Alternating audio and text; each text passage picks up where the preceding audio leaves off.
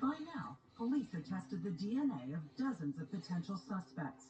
So far, not one hit. Then, Sergeant McDaniel got word he needed to talk to the technician about the results for 17-year-old Robert Barnes. So I called her on the phone, and she goes, "Did you get it from a guy or from a girl?" And I said, "I got it from a guy." He told the technician how Robert had given him his bubble gum. She said, "Did you see him actually touch it, or spit it out of his mouth?" Or I said, "No, he put it in a wrapper, and he put it in the glove, the way that I sent it." And she said, "We have a problem because the DNA is going back to a girl. That's a head snapper." And I just sat there and I said, "Well, he could have switched it because I had to turn my head." This is a big moment here. So I'm standing there with the lead investigator, and I said, "We got to talk to this kid again." With permission from Robert's mother, Sergeant McDaniel picked Robert up from school and drove him to the police station. There, with Robert Barnes' mother in the room, Sergeant McDaniel told him the DNA on the gum belonged to a female. After a quick conference with his mom, Robert admitted he was in Megan's house on the day of the murder. I go over Thursday. She said we're going to have a war. He starts laying out the story about how he went to the house, Megan had invited him over. I knocked on the door like block that street. No answer. So I'm like, okay, the window, the side window might be open. Okay, I go look the window up, I go in. And here's where his story took a bizarre twist. He told the detective he walked into a crime in progress. Another man was already in the house. I go in her room, and the guy was sitting right there. Come here, kid. He had the gun sitting like this. He claimed the man was on the bed, wearing a mask and holding Megan at gunpoint. Suddenly, the man started barking orders at him. He goes, "Rush her up." And I'm like, "Well, what am I going to do?" He was like, "I don't know. Grab her by the throat." So he just telling me to do all this stuff. Robert said the man demanded he have sex with Megan. And I attempted. We did that for like 5 minutes. And then that failed. Then, according to Robert, the man told him to go downstairs. I took her downstairs. And then he pointed the gun to the both of us. We both just standing there. And the masked man grabbed the knife and started stabbing Megan. Stabbed in the neck a few times. Then I think he stabbed in the back a few times. And the masked man, when he was done, made him hold his finger out, and he stuck his finger, cut his finger open, and put blood in the blood of Megan's. And then he left my blood for about. And then he was like, "Tell everyone, I swear to God, I kill you in your face." Are you buying any of this? No. He's going through all the motions, and I'm watching his face, and you can see, like, he's proud of what he's talking about, but he's trying to play it off like he's just repeating what happened. The teenager's elaborate story appeared made up to fit the mountain of evidence. Did you recognize that something? Because it might be somebody, right? After interviewing Robert for more than 5 hours with his mother listening, the detective had heard enough. All right. Mom, there's no other way to put it. Everything ties you to, yeah, nothing ties anybody else. When they put Prince, there's no other DNA in the house. Everything ties you to this. Now, Robert's mother jumped in. I'm just asking. Don't say nothing else.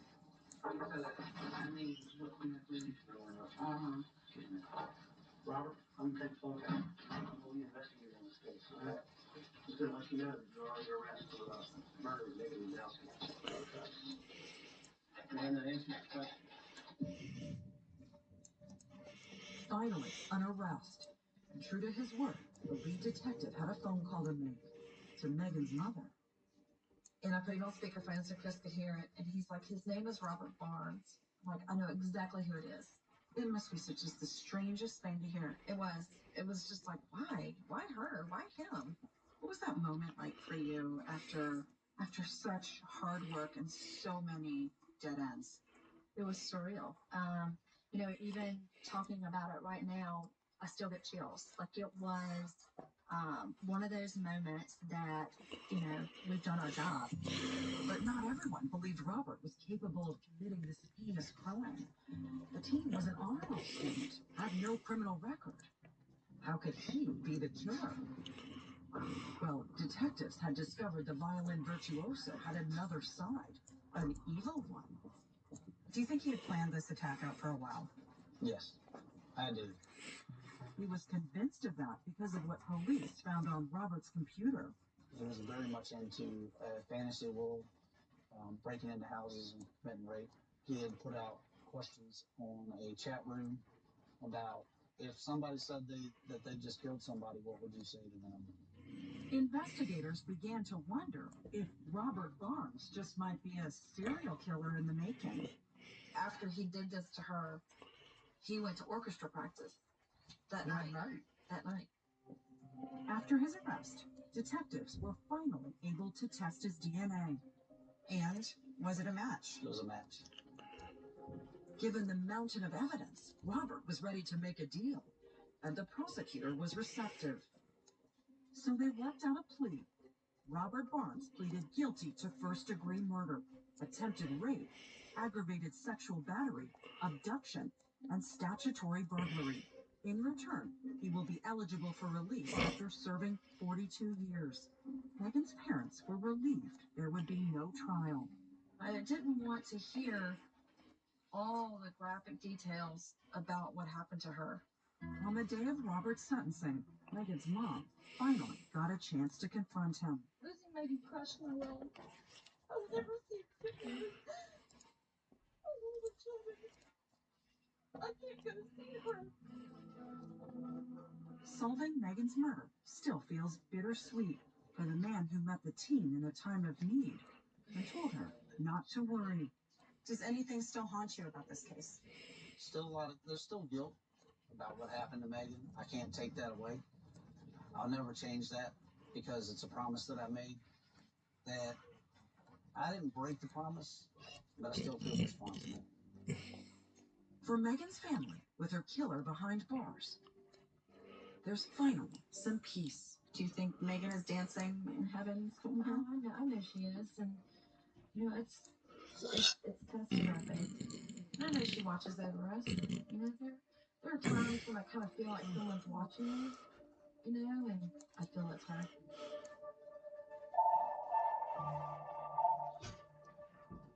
That's all for this edition of Dateline. I'm Andrea Cannon.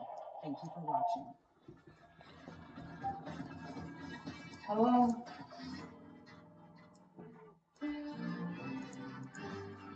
Yes, You again. know so much about car accident cases. No texting while driving, Grace. Distracted driving is the #1 cause of car accidents. Good, how are you? Bad habits start early. You might not want to live around it. When you're my age, all you care about is quality, long-term, reliable protection. Is your roof aging this good?